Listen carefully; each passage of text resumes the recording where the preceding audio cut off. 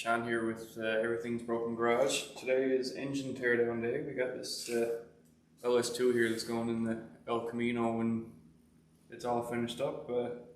So it came out of a CTSV LS2, aluminum heads, aluminum block. Got 243 heads. Right now I'm just going to tear it down. I never brought any measuring tools with me because I want to see what it looks like inside before I start measuring anything. So I'll show you the process of tearing this down.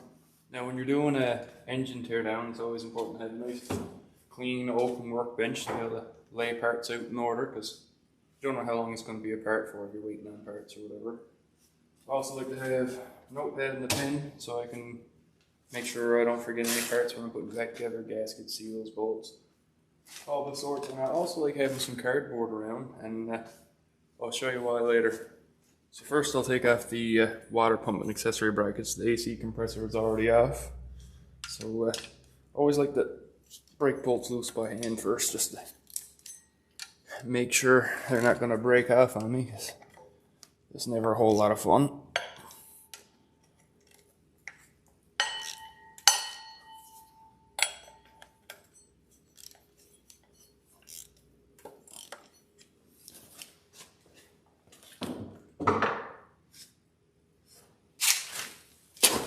I'll just take the D-wall, run all those out.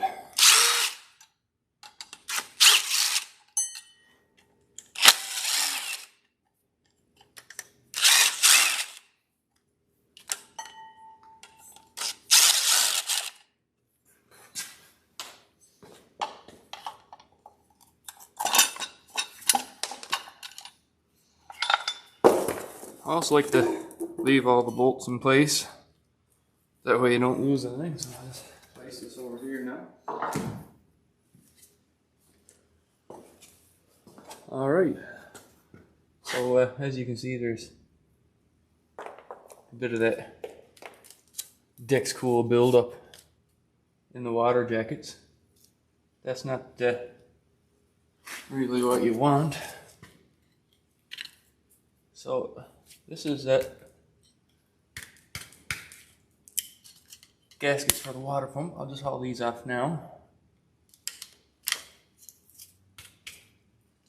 Of course they're grown on. So now I'll go ahead and I'll take off the intake manifold. Gonna leave the throttle body attached for now. So yeah, I just take off this PCV line here. Matter of fact, I think I'm just gonna remove the whole PCV valve just for the chance that I might break the line. One less part to have to buy.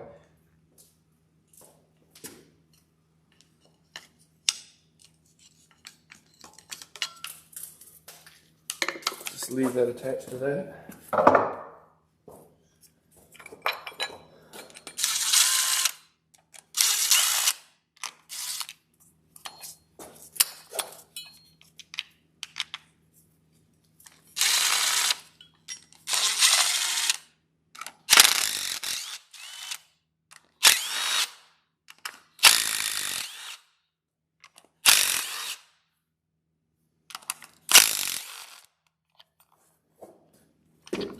Alright, so we're missing one intake manifold bolt. I'll be sure to write that on the list. But all those hold down bolts are loose now, so I should just be able to lift the manifold right out of place once I remove this PCV vent line here.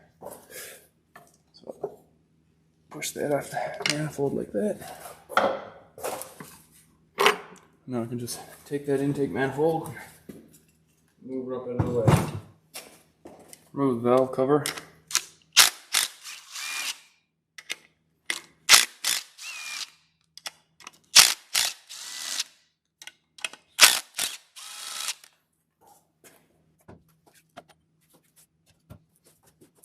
So now, before I even take anything apart, I'd like to do a quick inspection of the valve train.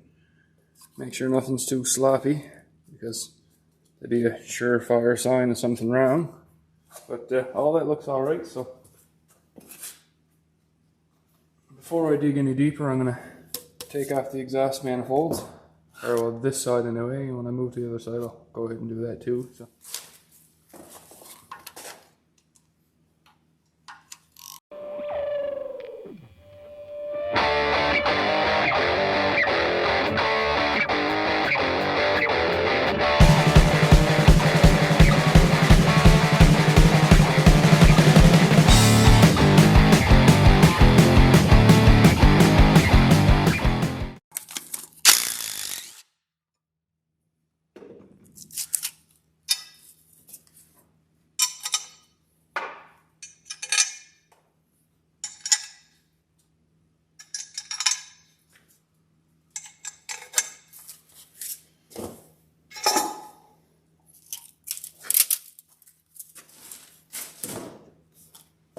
So I like to leave the spark plugs in the head, especially when I'm sending it away to get cleaned or anything, because it certainly saves on the treads when it comes time for blasting or whatever got to be done. So they're going to be replaced anyway, but it's nice to leave them off.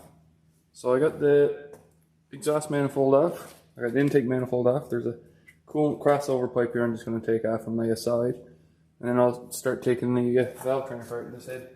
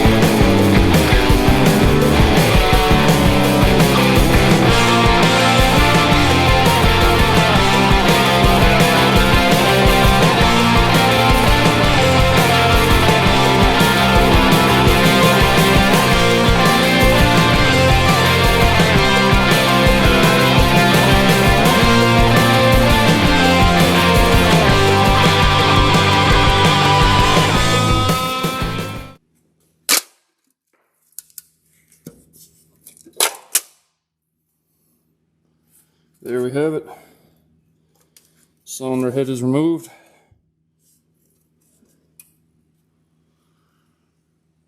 Combustion chambers look pretty clean. This is a low mileage engine, so I don't expect to find anything wrong, but it's always good to check.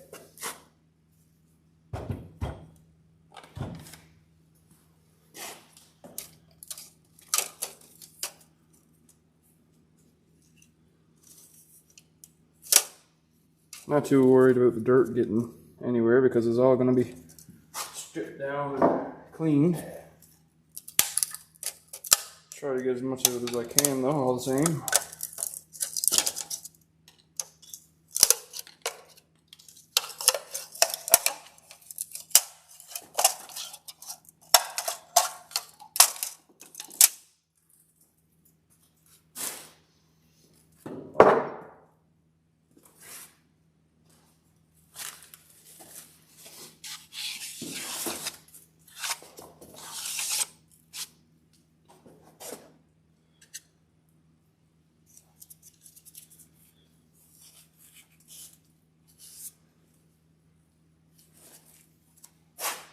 So I'll go ahead and tear down the other side and then we'll have a good look at the cylinders.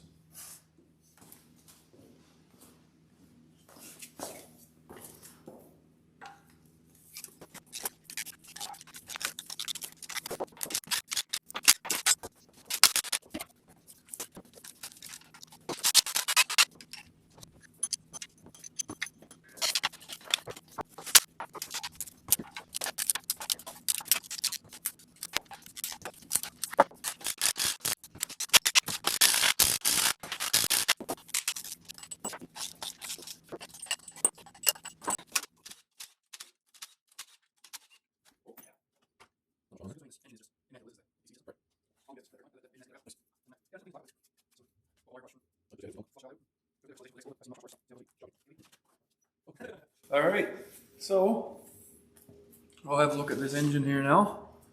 It's pretty spotless inside. That cam is in phenomenal shape. There's nothing wrong with the steel crosshatch left in the cylinder walls. No carbon ridge. Not a score anywhere in the entire block. I don't really see a need to go any further than this. Not yet. That's in a couple of years when this gets boosted. You mean next year? Probably. There's things in behind there. That's where the cam sprocket is actually. In here. This is a 3-bolt sprocket cam. That's the better of the two. Apparently these got issues with shearing bolts off the pulley for the camshaft. That's a high horsepower engine now. I'm worried about that. I think we're going to get a lightweight crank pulley for this, so we can just run one belt for the accessories instead of... This is an AC belt, obviously. But I'm not going to have AC in a race car. Truck. Would you call it a truck? Yeah, it's a truck. It's a truck. No, it's a truck, but it's not a pickup truck. Yeah, okay, there you go. I also got a rear main seal coming for this. I noticed this one's starting to weep a little bit on the back side.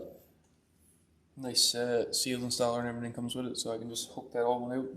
Nice. Tap the new one in, because there's an actual seal installer tool for these. So you're supposed to, for pulling the old one out and pressing the new one in. But, cylinder heads are excellent shape. They got the yellow springs on them.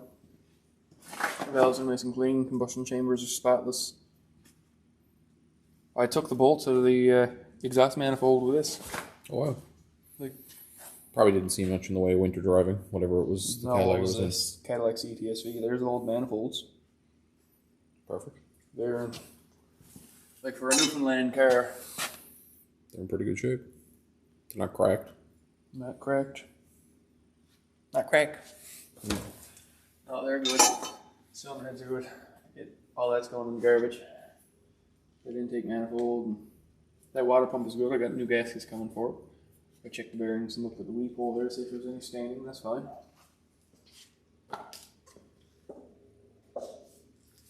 The camshaft. The camshaft. Yeah, I left the base pan on for now because I was going to send it away to get it blasted, but they want it all taken apart for that. Because there's a...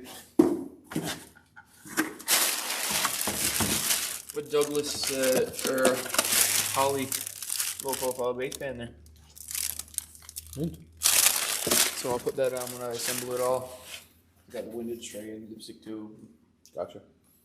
Is that for clearances of a cross member? This is the clearance, so it'll pass over cross member because that's a bigger pan and it won't put in over this cross member here. Right, so instead of notching or swapping out the cross member. Yeah, so the Holly pan is shallower. Instead of it being shallow and really deep, it's like all of it's medium, so it still has the same capacity, and it's actually the windage tray helps with the sloshing. It's not going to aerate the oil. Yes, for your tight cornering you do in your El Camino. Yeah, well, that's why this is getting built, autocross.